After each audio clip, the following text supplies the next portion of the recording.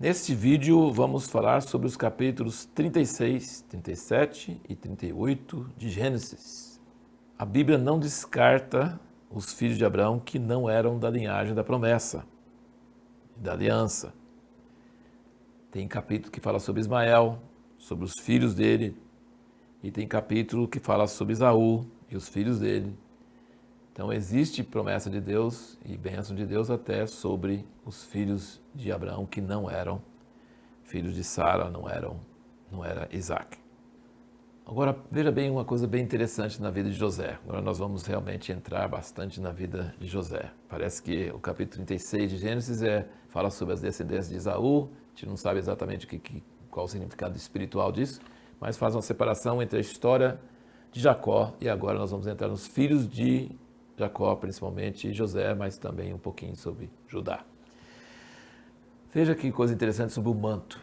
O pai de José deu um manto colorido para ele, um manto todo especial. E esse manto fez os irmãos dele odiar ele mais porque era sinal que o pai gostava mais de José do que dos outros. Então o manto trouxe ódio.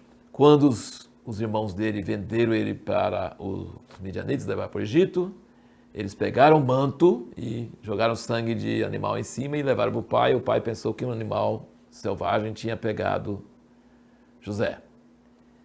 Quando José está lá no Egito, a esposa de Potifar tenta pegar ele para deitar com ela. E ele foge e ela fica com o manto na mão dela e usa o manto para condenar José, dizendo que ele tinha tentado assediar ela. Então, o manto com José teve uma história bastante interessante em todos os aspectos. Na história de José, uma coisa muito marcante é que onde ele estivesse e nas maiores angústias, Deus estava com ele. A presença de Deus estava com ele. E essa presença era notável e as pessoas viam. Outra coisa, e aí nós vamos para as perguntas, a pergunta que nós fizemos no último vídeo. José sonhou que seus irmãos prostraram diante dele. No outro sonho, ele sonhou que o sol e a lua e 11 estrelas prostraram diante dele. E ele foi contar o sonho para os irmãos. E os irmãos odiaram mais ainda, odiavam porque o pai amava ele mais, porque ele contava os maus feitos que os irmãos dele faziam, e odiaram porque ele sonhava que os irmãos todos dele iam prostrar diante dele. Até o pai dele repreendeu ele.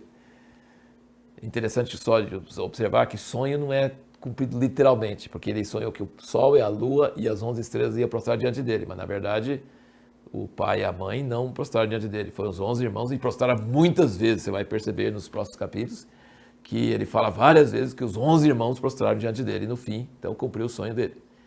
A pergunta é, e quando ele veio para os irmãos e eles tiveram a ideia de matá-lo e depois tiveram a ideia de vendê-lo para o Egito, eles falaram assim, lá vem o sonhador, vamos matar ele aí, vamos ver o que vai acontecer com o sonho dele.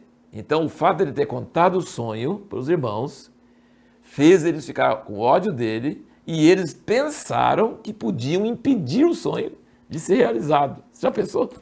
Que arrogância do homem, porque naturalmente falando eles podiam matar ele e pronto. O sonho não ia acontecer. Só que Rubem não queria que matasse, mandou guardar naquele cova e queria devolver para o pai, porque ele era um filho mais velho responsável.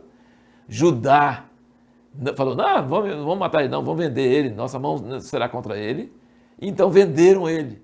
Então eles pensavam que podia atrapalhar o sonho. Mas o fato de José contar o sonho trouxe problema para a vida dele, mas foi esse problema que fez o sonho se cumprir. Então a resposta é, se Deus te dá o sonho, conte o sonho.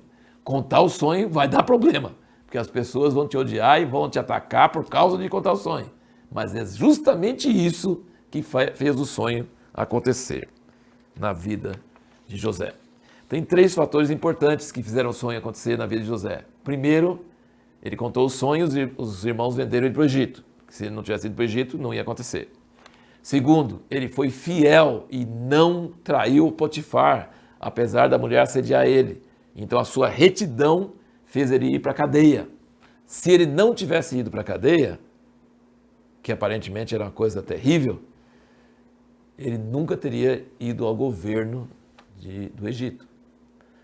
E uma terceira coisa, então a primeira coisa é contar o sonho, a segunda coisa ser reto e ser mandado para a cadeia, e a terceira coisa foi que ele se preocupou com o copeiro e com o padeiro e perguntou por que eles estavam preocupados, por que eles estavam com cara triste, e interpretou o sonho deles. Então o dom dele interpretar sonhos e a preocupação dele com o bem-estar dos outros também fez eles lembrar dele, o copeiro lembrar dele depois e ele subir ao trono do Egito.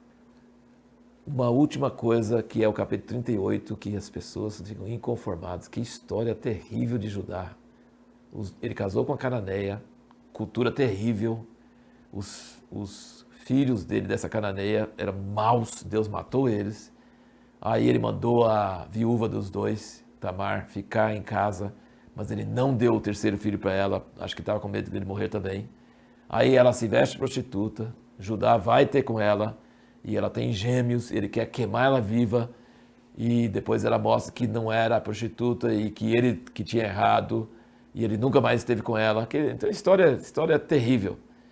Judá, comparado com José é uma pessoa íntegra, Judá é uma pessoa devassa, mas dessa história devassa, terrível, nojenta, Deus pega um antecedente de Jesus, que é um dos gêmeos que nasceu de Tamar, dessa relação, o que saiu, depois um enfiou a mão fora, depois o outro saiu e rompeu, e o nome dele é Farés. Ele está na genealogia de Jesus em Mateus capítulo 1. Então Deus consegue pegar as histórias mais tristes e transformar em coisas maravilhosas. Isso é só Deus. O homem não presta para nada, mas Deus é maravilhoso. Essa é a história da Bíblia.